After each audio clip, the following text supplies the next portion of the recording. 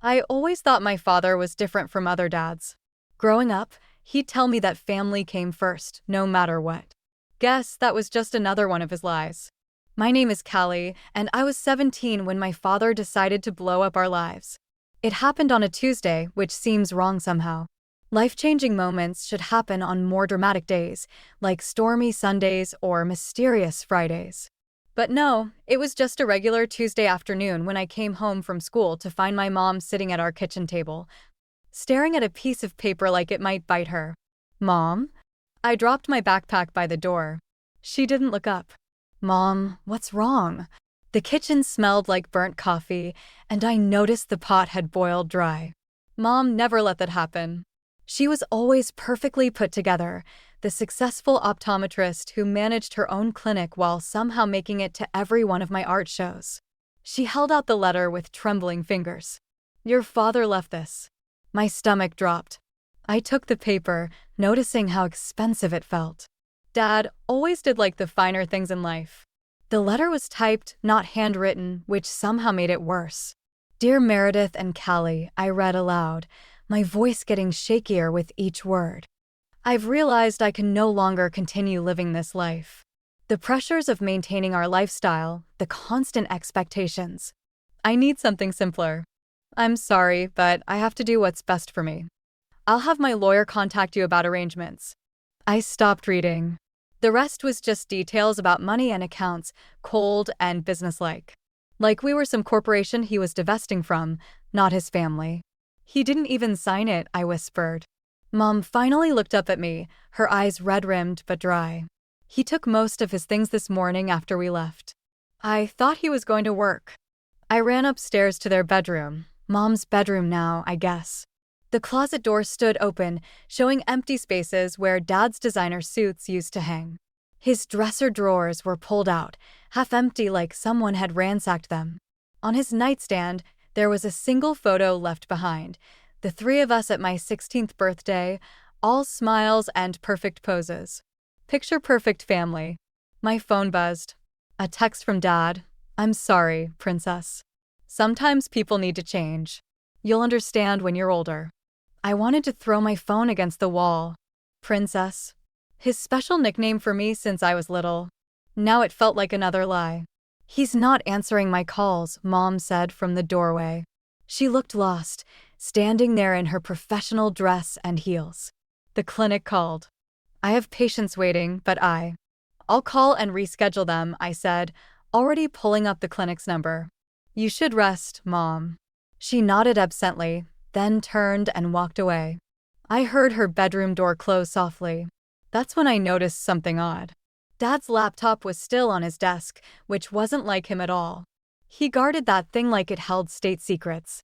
The screen was dark, but when I moved the mouse, it lit up. He hadn't logged out.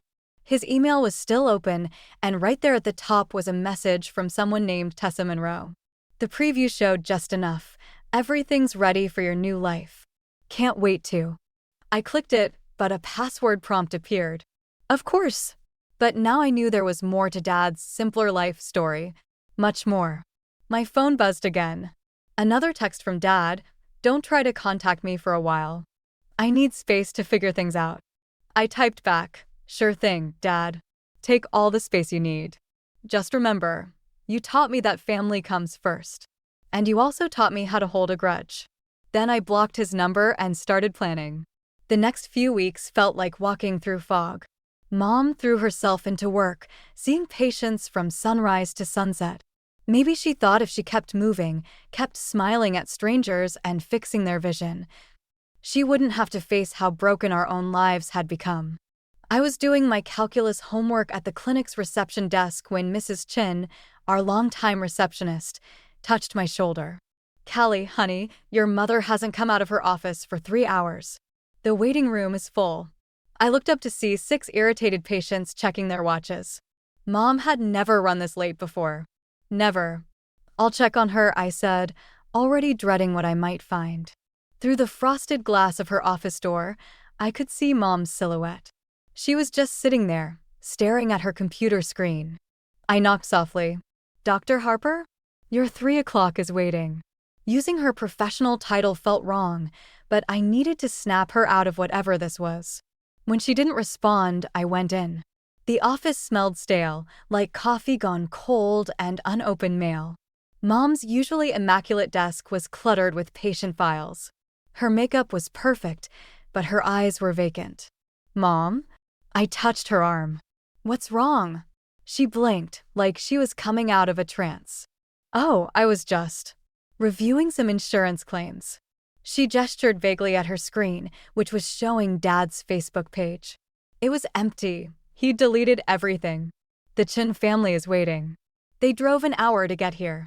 "Right, of course." She stood up, smoothing her lab coat. "I just need a minute to." Her voice trailed off as she stared at a framed photo on her wall, her and Dad at their medical school graduation.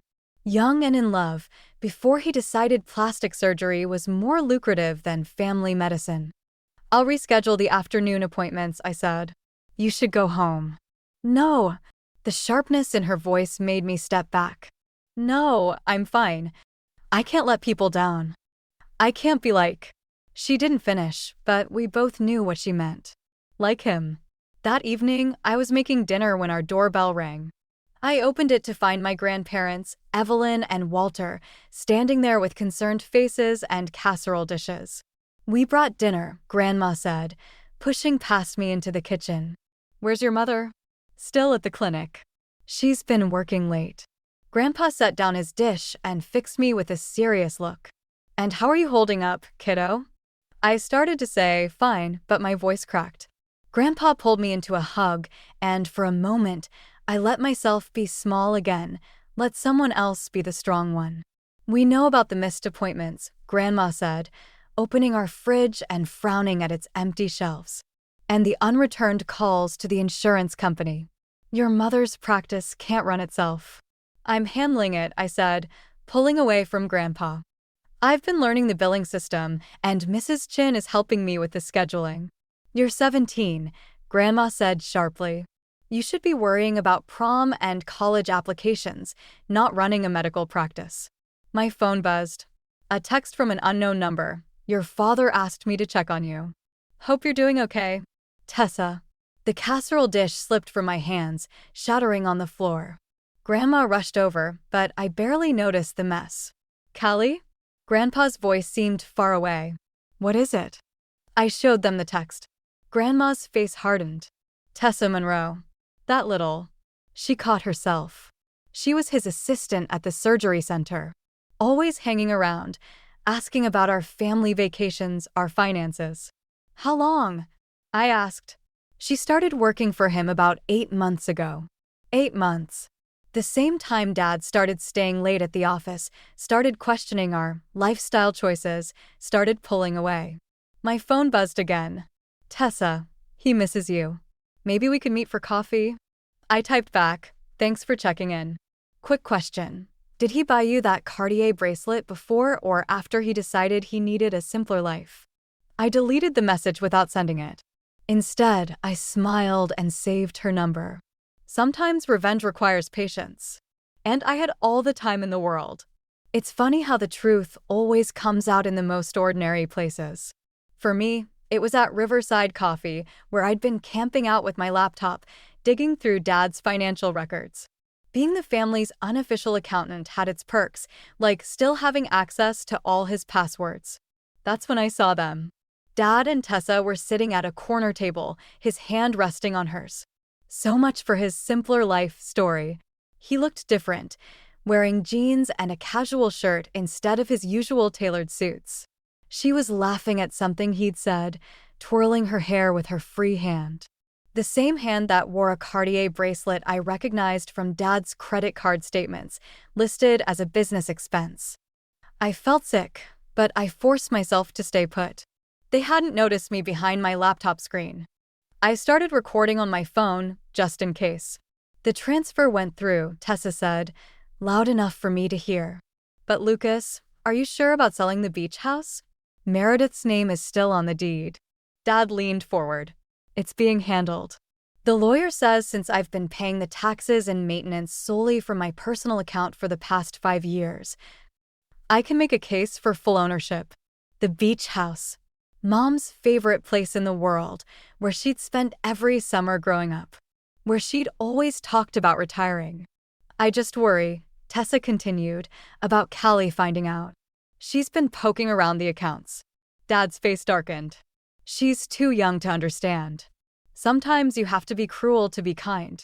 The money from the sale will set up our new life, give us the fresh start we need. I'd heard enough. Standing up, I walked straight to their table. Hey, Dad. Tessa. Having a simple lunch? They jumped apart like guilty teenagers. Dad's face went from shock to angry to that fake calm he used with difficult patience. Princess, he started, but I cut him off. Don't. My voice was steady, surprising even me. Just don't. You know what's funny? I actually believed you when you said you needed to find yourself. That this was about simplifying your life. It is, he insisted. You don't understand the pressure I've been under. The pressure of hiding your girlfriend? Or the pressure of figuring out how to steal Mom's beach house? Tessa stood up, grabbing her designer purse. I should go. Stay, I said. You're family now, right? That's what the joint bank account means? The one you opened 3 months before Dad left. Dad's face went pale. How did you? I'm not stupid, Dad. I'm just thorough. Like you taught me to be. I pulled out my phone, showing them the recording app. Mom's lawyer will love hearing about your plans for the beach house. Callie, his voice turned pleading, let's discuss this privately. Like adults. Adults? I laughed. Adults don't abandon their families. Adults don't steal their wife's inheritance. And adults definitely don't expense their girlfriend's jewelry as business costs. People were staring now. Tessa grabbed her coat, practically running for the door. Dad stood up, reaching for my arm, but I stepped back. Don't touch me. Ever again. I gathered my things, hands shaking. Oh, and Dad? Remember when you taught me about karma? About how everything comes back around eventually? He froze, recognition dawning in his eyes. It was the same thing he'd said to me when I was 12, after catching me in a lie about breaking his expensive camera. Watch your back, I said softly. Everything comes back around. Outside, the air felt too thick to breathe. My phone buzzed, a text from Tessa. We should talk. There's more you need to know. I smiled, remembering Grandma's words about patience. Sometimes revenge isn't about grand gestures. Sometimes it's about slowly, methodically, taking apart someone's carefully constructed lies, piece by piece. I texted back, coffee tomorrow? Same place. Bring the bank statements. Then I called Mom's lawyer. It was time to stop playing defense. Dad wanted a simpler life? Fine. By the time I was done, that's exactly what he'd have. The envelope from the Rhode Island School of Design sat unopened on my desk for 3 days. Full scholarship. My dream school. Everything I'd worked for since I first picked up a paintbrush. And I couldn't open it. You're being ridiculous, Grandma Evelyn said, watching me stare at the envelope during our weekly dinner. This is your future we're talking about. I pushed my untouched lasagna around my plate. Mom needs me here. The clinic. The clinic needs a professional office manager, Grandpa Walter interrupted, not a 17-year-old trying to be both student and savior. Mom looked up from her wine glass. She'd barely touched her food too. What clinic? The silence that followed was deafening. It was the first time she'd acknowledged the reality of her practice's slow collapse. I've got it under control, I said quickly. Mrs. Chin and I have been. No. Mom's voice was sharp. Show me the books. I pulled up the clinic's accounts on my laptop. The screen reflected in Mom's glasses as she scrolled through months of missed insurance payments, canceled appointments, and mounting debt. Oh God, she whispered. How did I let this happen? It's not your fault, I started, but she held up her hand. When did the warning letters start? I hesitated. 3 months ago. But I've been negotiating with. 3 months. She stood up so suddenly her chair tipped over. You've been handling this alone for 3 months? Someone had to. The words burst out before I could stop them. You were barely functioning. Dad left us with nothing but debt and lies, and someone had to keep things from falling apart. That someone shouldn't have been you. Mom's voice cracked. You're supposed to be thinking about college, about art school, About, she gestured at the RISD envelope. I can defer for a year, I said. Help get the clinic back on track. Like hell you will. Grandpa pulled out his checkbook. We're hiring a proper office manager tomorrow. And you're going to open that envelope. We don't need charity, Mom and I said simultaneously. Grandma slammed her hand on the table. Enough. This isn't charity, it's family. And family doesn't let pride destroy dreams. She fixed Mom with a stern look. Or practices. My phone buzzed. A text from Tessa. Meeting your father's lawyer tomorrow. He's trying to force the beach house sale. I have proof he falsified documents. Interested? Another buzz. This time from Dad. Callie, whatever Tessa tells you is a lie. She's trying to extort money from me. Please don't trust her. I looked up to find everyone staring at me. What? Your hands are shaking, Grandma said softly. I showed them the texts. Mom's face went white. The beach house? But that's been in my family for generations, Grandpa finished. And it's staying that way. He pulled out his phone. I'm calling our lawyer. No, I said, surprising myself. Let me handle this. Absolutely not, Mom said. You're done being the adult here. Mom, I have recordings. Bank statements. Proof of what he's done. But Tessa will only talk to me. I met her eyes. Trust me. Please. The room fell silent. Finally, Mom picked up the RISD envelope and handed it to me. Open it. But, open it. Because whatever happens with your father, whatever happens with the clinic, you are not sacrificing your future. Not for him, not for me, not for anyone. My hands trembled as I tore open the envelope. Full scholarship. Starting this fall. I looked at my phone again, at the competing texts from Dad and Tessa. Then at my family around the table. Mom, Grandma, Grandpa, all watching me with love and worry. Okay, I said. Here's what we're going to do. I'm meeting Tessa tomorrow. We're saving the beach house. We're fixing the clinic. And then, I held up the acceptance letter. Then I'm going to art school. Because sometimes the best revenge isn't about destroying someone else's life. Sometimes it's about refusing to let them destroy yours. Tessa chose an upscale restaurant for our meeting, probably expecting Dad to foot the bill like usual. Instead, she found me waiting with Mom's lawyer. Patricia Chen, Mrs. Chen's daughter, and the last person anyone would want to cross in a legal battle. This wasn't the arrangement, Tessa said, clutching her designer purse like a shield. Neither was stealing my mother's beach house, I replied, gesturing to the empty chair. Sit. She sat, her perfect makeup not quite hiding the shadows under her eyes. Lucas will be furious. Lucas isn't here. Patricia opened her laptop. But his financial records are. Along with some very interesting emails about property transfers and backdated documents. Tessa's fingers drummed nervously on the table. I could lose everything. Funny, I said, that's exactly what you helped him do to us.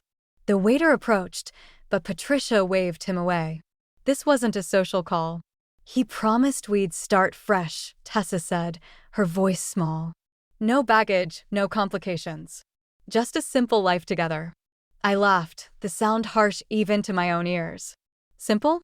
Is that what you call draining my college fund? Or forging Mom's signature on the beach house papers? I didn't know about the college fund, she whispered. He said all the money was his. Show her, Patricia said. I pulled out my phone, playing the recording from the coffee shop. Tessa's face crumpled as she heard herself discussing the beach house scheme. That's inadmissible, she said weakly. In court, maybe. Patricia smiled. But the forensic accountant's report? The falsified documents? Those are very admissible. My phone buzzed. Dad. I declined the call, but the text started immediately. Where's Tessa? What are you doing? Don't do anything stupid, princess. Princess? The word felt like acid now. He's going to know I talked to you, Tessa said, reaching for her purse. Good. I placed a folder on the table. Because here's what's going to happen. You're going to sign these papers, admitting to your role in the financial fraud. Then you're going to tell us everything. Every account, every scheme, every lie. And if I don't? Patricia leaned forward. Then instead of just losing Lucas, you'll lose your freedom. Financial fraud carries serious prison time. Tessa's hand shook as she reached for the papers. He'll never forgive me. That's the point. I watched her sign. He needs to learn that actions have consequences. My phone kept buzzing. Dad was calling everyone now. Mom, my grandparents, even Mrs. Chin at the clinic. The desperation in his messages grew. Please, Princess, let's talk about this. I can explain everything. Don't destroy what I've built. What he'd built. Like we were just collateral damage in his grand plan. There's something else, Tessa said, pulling out her own folder. Something he doesn't know I kept. Inside were more documents, bank transfers, emails, plans dating back over a year. Dad hadn't just abandoned us on a whim. He'd been planning it, methodically dismantling our financial security while building his escape route. Why? I asked, my voice cracking. Why show me this? Tessa met my eyes for the first time. Because he's doing the same thing to me now. There's another woman, younger, simpler. No complicated history. She laughed bitterly. I'm just last month's model. The restaurant door burst open. Dad stood there, face red, designer suit askew. What have you done? I stood up, Patricia beside me. Only what you taught me, Dad. Family comes first, remember? I'm just protecting what's left of mine. His face contorted. By destroying me? Your own father. No, I said quietly. You did that yourself. One lie at a time. As security led him out, I watched the man who'd taught me about karma learn its hardest lesson. Sometimes the simplest life is the one you're running from. The news about Dad's arrest broke on a Sunday morning. By Monday, his face was everywhere, local papers, social media, even the morning news. Prominent plastic surgeon accused of financial fraud. They used his most flattering headshot, of course. Image was always everything to him. I was in the beach house, sorting through old photos when Mom called. He's asking to see you, she said. Says he'll sign everything over, no contest, if you'll just meet with him. I stared at a photo in my hands, Dad teaching me to swim right here at this beach. His hands steady and sure under my small body as I learned to float. No, Callie. Mom hesitated. The police found something in his office. Letters. Drawings. They think you should see them. The photos slipped from my fingers. What drawings? An hour later, I sat in an interrogation room, staring at a familiar sketchbook. My sketchbook. The one that had disappeared years ago, filled with my earliest attempts at art. But mixed in with my childish drawings were others. Detailed, beautiful sketches signed LH. He copied them, I whispered. Detective Martinez shook her head. According to the dates, his came first. By several years. The room felt too small suddenly. Each page showed the same subjects I'd drawn. The beach house, Mom's garden, our family dog. But Dad's versions came before mine, some dated before I was even born.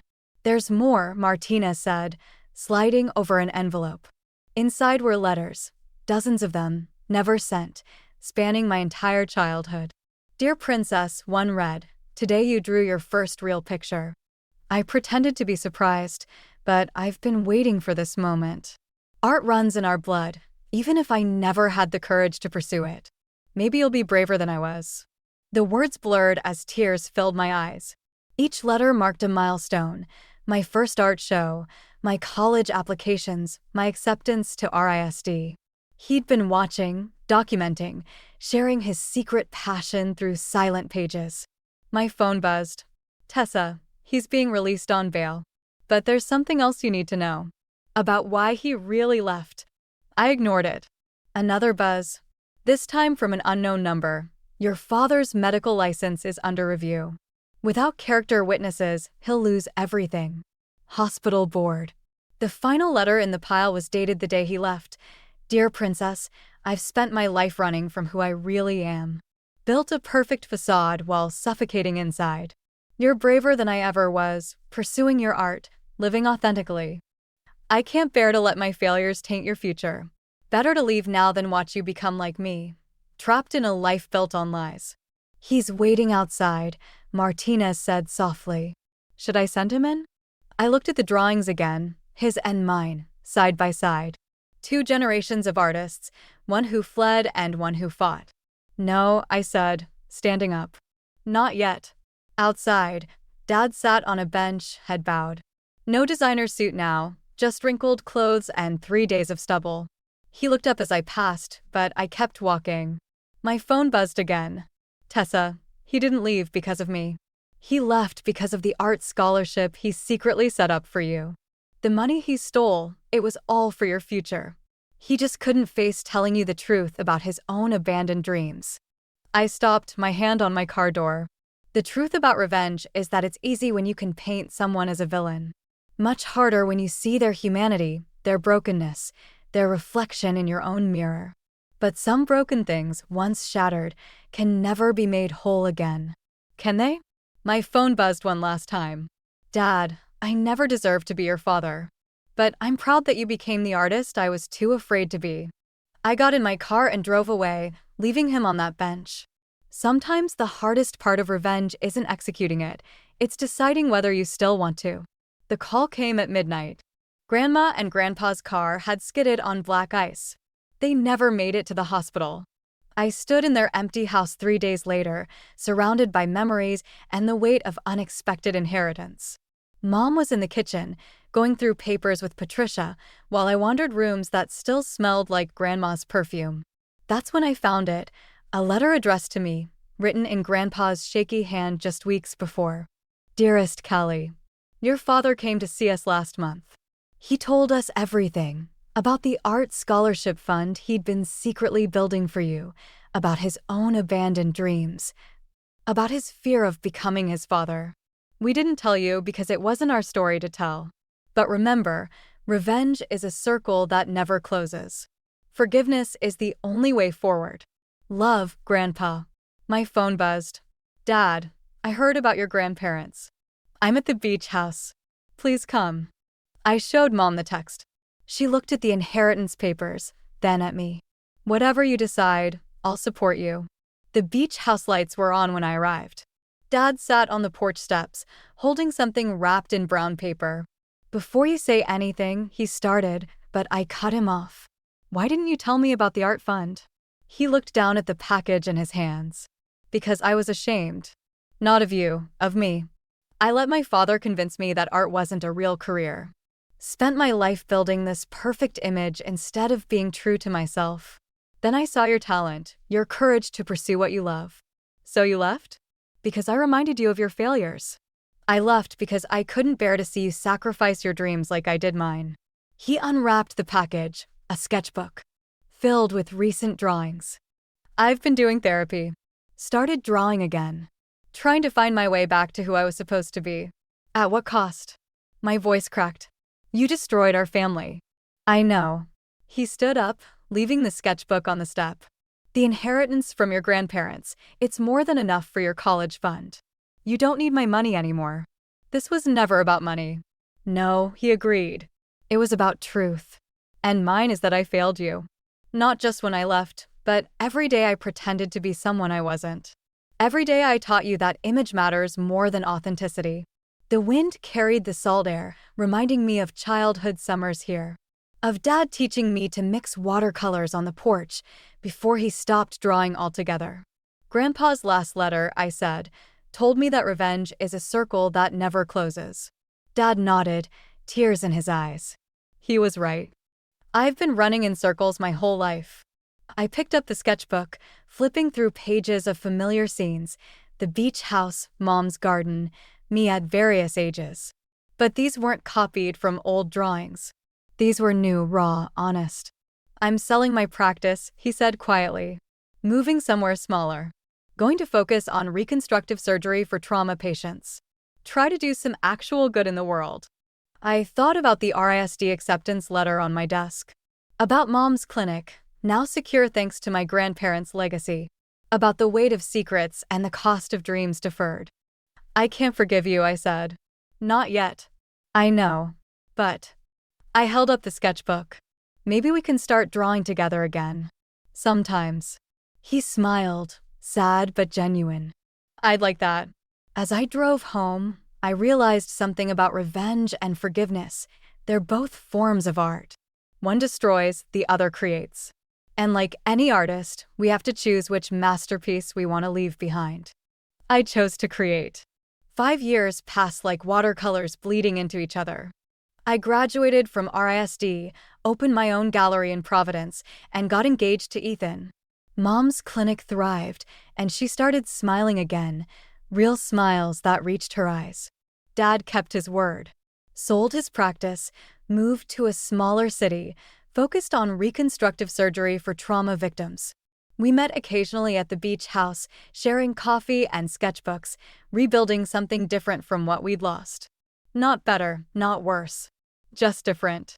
Today, I stood in my gallery's back room, staring at the centerpiece of my new exhibition, a large canvas showing the beach house at sunset.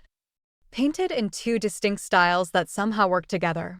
Dad's precise lines merged with my looser strokes, creating something neither of us could have made alone. "It's beautiful," Mom said from behind me.